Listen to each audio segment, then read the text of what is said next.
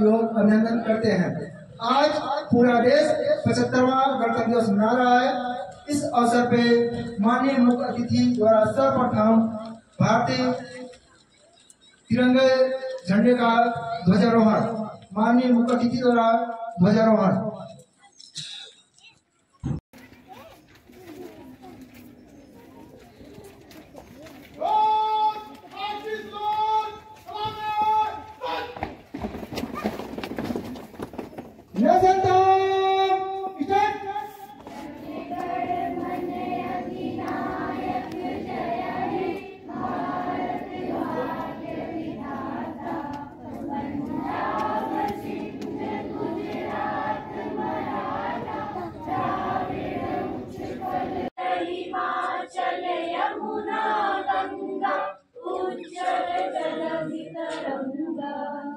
तब शुभ नामे जागे, तब शुभ आशीष मांगे, गाए तब जय गाथा।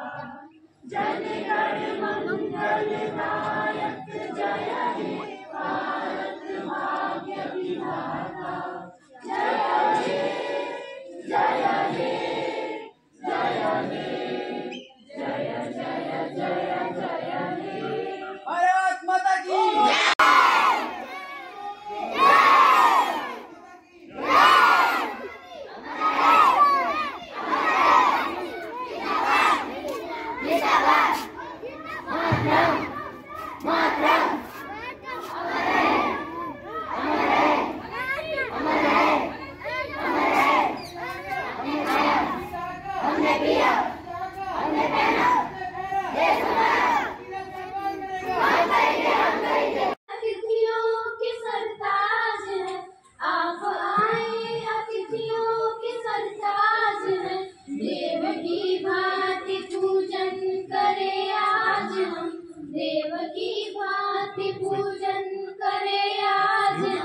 स्वागतम स्वागतम स्वागतम स्वागतम स्वागतम स्वागतम। सुहावन समय आज है, आप आए अतिथियों के सरताज है, आप आए अतिथियों के सरताज है। देव की भांति पूजन करे आज हम, देव की भांति पूजन करे आज हम। स्वागतम स्वागतम स्वागतम स्वागतम। भारत को एक संपूर्ण प्रभुत्व संपन्न समाजवादी पंथ निरपेक्ष लोकतंत्रात्मक गणराज्य बनाने के लिए तथा उसके समस्त नागरिकों को सामाजिक आर्थिक और राजनीतिक न्याय विचार अभिव्यक्ति विश्वास धर्म और उपासना की स्वतंत्रता प्रतिष्ठा और अवसर की समता प्राप्त कराने के लिए तथा उन सब में व्यक्ति की गरिमा और राष्ट्र की एकता और सभी पीएससी के जितने भी जवान हैं, टीचर स्टाफ, सबसे पहले तो आप सबको बहुत बहुत शुभकामनाएं 75वें गणतंत्र दिवस की। दोस्तों, देखा जाए तो हमारा गणतंत्र दिवस सीनियर सिटीजन बन चुका है।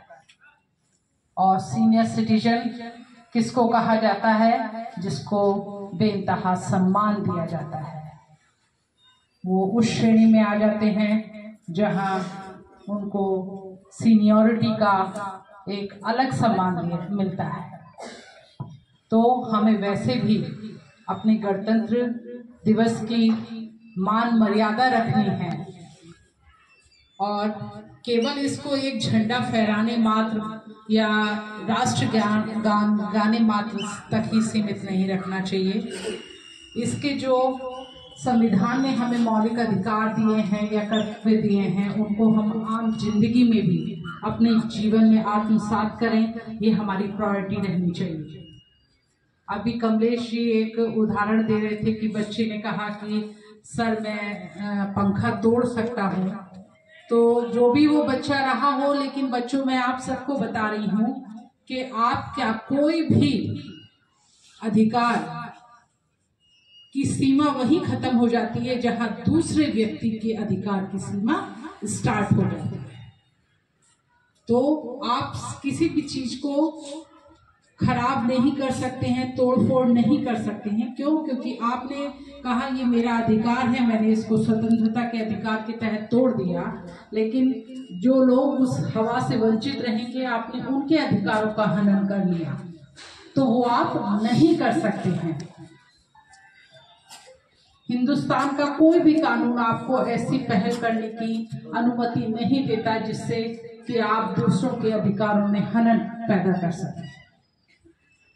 और वैसे भी छोटे छोटे बच्चों, आप लोगों को मैं एक चीज बताना चाहूंगी कि जीवन में किसी भी चीज को डिस्ट्रॉय करने से बेहतर है उसका निर्माण करना।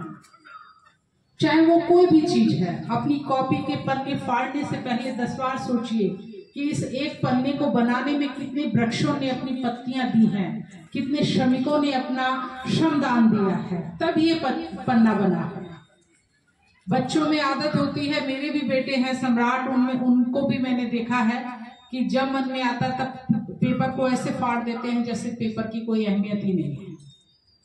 लेकिन इस प्लेटफॉर्म से मैं आप सबको ये कहना चाहूंगी कि आपके पेरेंट्स बहुत मेहनत करके पैसा कमाते हैं।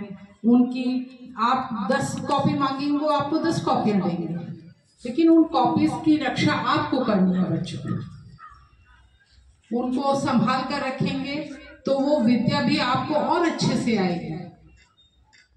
जिसका सम्मान करेंगे वो आपको और अच्छे से मिलेगा, और जिसका अनादर करेंगे, सॉरी टू से, वो चीज आपके जीवन में आपका सम्मान नहीं बढ़ाएगी।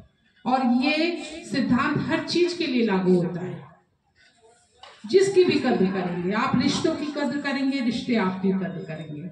आप सामान की कद्र करेंगे, सामान आपकी कद्र करेगा। मैं बच्चों आपसे फिर कहूंगी कि अपने स्कूल का फर्नीचर, स्कूल की कॉपी किताबें, स्कूल का बस्ता, इनकी कद्र करना सीखिए। यूनिफॉर्म की कद्र करना सीखिए। क्यों? क्योंकि आप ये कहें कि ये तो मेरा सामान है, मेरा कपड़ा है, मैं इसको फाड़ सकता हूँ, मैं इसको फेंक सकता हूँ। हाँ, आप फेंक सकते हैं, उसमें कोई डाउट नहीं है हमें। आप बाहुबली हैं, आप उसको बहुत आसानी से फेंक पाएंगे। लेकिन उस फेंकने से भला किसका होगा ये बताइए मुझे। किसी का नहीं होगा, बल्कि आपके पेरेंट्स को दूसरा यूनिफॉर्म बनवाना पड़ेगा, दूसरी किताबें लानी पड़ेंगी। तो बच्चों अभी से इस नन्ही उम्र में अगर कद्र वर्ड समझ गए, कद्र की कीमत समझ गए, तो आप बहुत बहुत ऊंचाइयों तक जाएंगे। और ये बड़ों से भी कहना चाहूंगी कि इन चीजों पर ध्यान दीजिए। बच्चों को किताबी ज्ञान देना तो आपका कर्तव्य है ही, लेकिन उसके साथ साथ मॉरल जरूर सिखाएं। कुछ परिवार हैं, उनके घर में शायद वो चीजें ना बताई जाती हों, लेकिन विद्यालय सब चीज का एक मंदिर है जहाँ हर चीज की पहल होती है। तो आप एक कक्षा जरूर ऐसी लीजिए अपनी, जो भी 5 घंटे 6 घंटे आप देते हैं बच्चों को, उसमें आधा घंटा मॉरल जरूर सिखाइए बच्चों को। क्यों? क्योंकि स्कूल में सिखाई गई चीज बच्चे ज्यादा बेहतरी से लेते हैं। अपने घर में सोचते हैं घर की मुर्गी दाल बराबर, मम्मा तो हर वक्त बोलती रहती है, या माँ तो हमें हर वक्त टोकती रहती है। तो बच्चों की निगाह में माँ की जितनी भी टीचिंग्स हैं, जितनी भी बातें हैं, उनकी उतनी वैल्यू नहीं होती है। और ये कड़वा सच है जिसे हर पेरेंट्स को स्वीकार करना चाहिए। इसीलिए मैं आप लोगों से कह रही हूँ, क्योंकि आप गुरु हैं। आप बच्चों को जितना चीजें सिखाएंगे, मेरे बेटे मेरी बातें नहीं मानते हैं लेकिन आप लोगों की बातें मानते हैं, तो अच्छा लगता है कि गुरु का कम से कम ये जिस लिए हमने स्कूल में भेजा है वो उस चीज को सम्मान करते हैं, डरते हैं गुरु लोगों से, उनकी टीचिंग्स को मांगते हैं। तो सभी बच्चों के लिए नियम वही है, क्योंकि बच्चे आप सब हैं। तो इन चीजों का बेटा बहुत ध्यान रखिए, अच्छा सोचिए, सबसे पहले सकारात्मक सोच रखिए जीवन में। ये चीज मैं टीचर्स को भी कहूंगी और स्टाफ को भी कहूंगी कि जीवन के प्रति सकारात्मक सोच जरूर रखिए। अगर कोई 10,000 कमा रहा है तो 10,000 में भी अगर आपकी सोच पॉजिटिव है तो आप बहुत अच्छे से सरवाइव करेंगे। और आप 1,00,000 भी कमा रहे हैं और अगर आप में नकारात्मकता आ चुकी है कि अरे मैं तो कुछ कर ही नहीं पाया, मेरा तो कुछ हुआ ही नहीं, मेरे लिए मैं तो प्रधानमंत्री की सीट